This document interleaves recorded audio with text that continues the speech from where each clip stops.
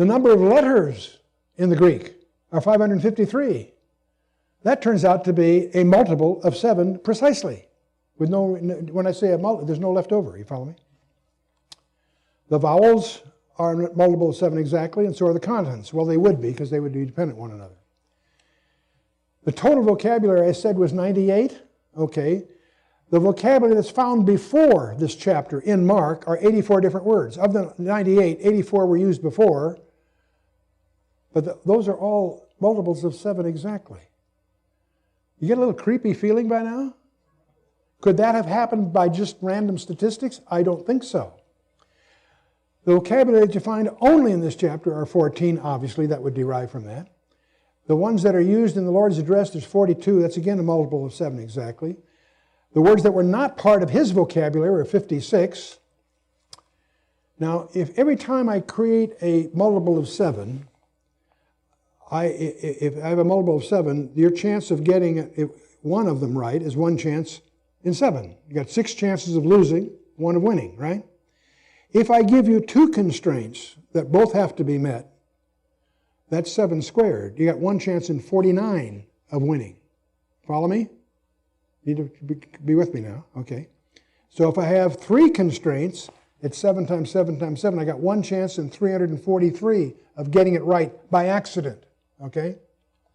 If I have 4 of these, it's 7 times 7 times 7, or 1 chance in 2,401. Do you see how that escalates very quickly? Because you've got only 1 chance of each 7 of winning, and if you got 2 7s that both have to agree, you see. Okay, so if we just keep going like this, if I just took 9 of these things, I got 1 chance in 40 million. 1 chance in 40 million of it happening statistically by accident. Well, suppose I gave you a piece of paper and asked you to draft, make up your own fictional last 12 verses of Mark. What are your chances of meeting 7 to the 9th constraints? 1 chance in 40 million. Okay? Okay, so would you like to try this? 7 to the 9th chances add up to over 40 million attempts that you're going to have to try if it's random.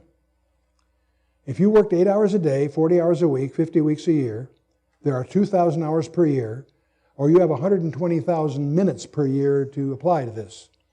Now, if you can do a draft in 10 minutes, you've got 10 minutes each time you try, it'll take you 403 million minutes, or 3,362 years, if you're doing it by hand. Anybody want to try? I'm not true.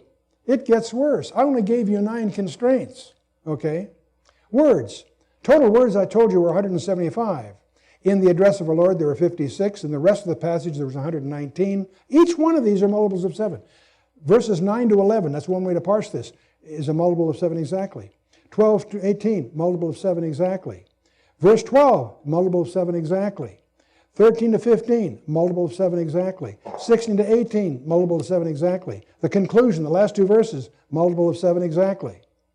Anybody want to speculate that this was just a statistical accident? I don't think so.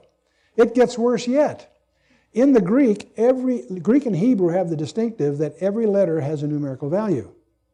So if that's true, and it is, then every word in the Greek has a numerical value. They call the study of that gematria. Okay? Now the numerical values, the total numerical values in the last 12 verses of Mark add up to 106,663. That's a multiple of 7 exactly. You got to be kidding. The verses 9 to 11, the geometrical value is a multiple of 7 exactly.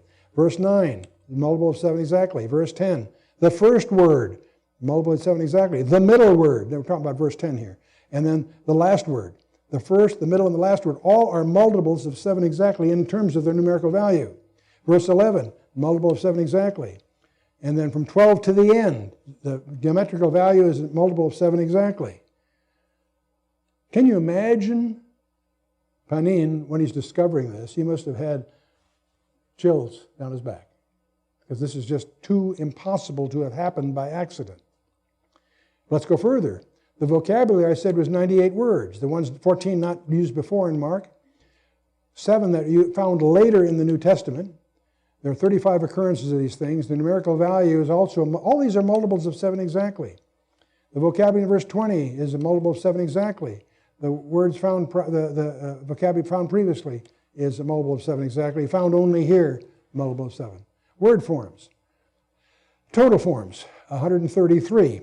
The value of the total of those are a multiple of 7 exactly. Those that occur once is a multiple of 7 exactly.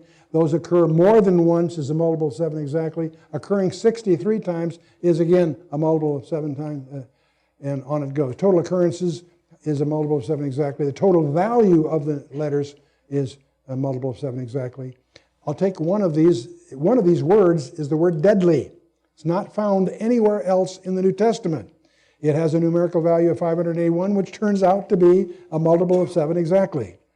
It's preceded in the vocabulary by 42, or multiple of 7 exactly, in the passage itself by a multiple of 7 exactly. And so I gave you 9 before. I've just added a few more. In fact, I didn't stop at 17. I stopped at 35. So if we go down here, it turns out to have that happen accidentally is an awfully big number. Awfully big number. And you say I'm exaggerating. Panin didn't discover 34. He discovered 75. I stopped here because you'll see it gets ridiculous as far as we did. Do you want to try this now? You want to try doing this synthetically? You've got 7 to the 34th power to deal with. That's 5 times 10 to the 28 tries that you're going to have to be able to, you're going to have to try 5 times 10 with 28 zeros after it. Okay. Well, in this case, and by the way, there are about 3 times 10 to the 7th seconds per year. Okay. Let's assume I give you a computer that operates 400 million tries per second. Now, it will draft a candidate group of 12 verses by some statistical design. You can try 400 million of those per second, okay? If you can try 4 times 10 to the 8th tries per second, that means it's going to take you about 4.3 times 10 to the 12th computer years. In other words, if I gave you 1 million supercomputers and gave you 4.3 million years to do it, you might have a chance of having this happen by accident. And that's with only 34 distinctive features of 7s. Panin has identified 75 of them. Anybody speculate that some scribe in a monastery added these 12 verses out of his imagination? I don't think so. I don't think so. I don't think we could do it with a computer. Comprehensive design of the whole Bible. Did you know the New Testament consists of 27 books? Most of you knew that. Terminations, that means each book begins and ends with a word. If there's 27 books times 2, that must be 54 words that terminate the different books of the Bible, of the New Testament. The total vocabulary of the is 28 multiple of 7 exact. Total vocabulary of the terminal book, the first and last words of each book. Total vocabulary is 28 different words. That's a multiple of 7. In the Gospels alone, it's 7. The total geometrical value of those 54 words are a multiple of 7 exactly. The value of the shortest word, which is 1 letter, is 70, which is 7 times 10. The value of the longest word is 1512, and that word is apocalypsis, and that's 7 times 6 times 6 times 6. I thought that's kind of interesting. Now, what about the unique vocabularies? Here's the one that gets to me. The vocabulary that's unique to Matthew is a vocabulary of words that occur 42 times, 7 times 6. It has 126 letters, multiple of 7 exactly. Now, let's assume that Matthew did that on purpose. Matthew wanted to contrive to have this particular property, okay? How would he have organized this? The only thing that these words have in common is that nobody else uses them, right? These are unique to Matthew. So how does he organize? Well, first way, you get the other guys to agree not to use this list of words. How many think that happened? Okay, probably not. Well, you could use the argument then that if Matthew did this deliberately, he would have had to write his gospel last. So he could lay out all the other gospels there and see to it that he's got words that are multiple of 7 exactly that begin and end his gospel. You with me? Well, so these words are unique to Matthew. So I can use this argument to prove that Matthew wrote his gospel last. But I got a problem with that hypothesis because the same thing's true of the Gospel of Mark, which means it was written last. But I'm still not through with my problems because Luke was also written last. Each one of these have words that are unique to them that begin and end their gospel, that are distinctive to themselves. And the gospel, each one of these had to be written last. But by the way, so did James, Peter, Jude, and Paul. All 8 of them. Each must have written last. Because they each have that peculiar statistical characteristic.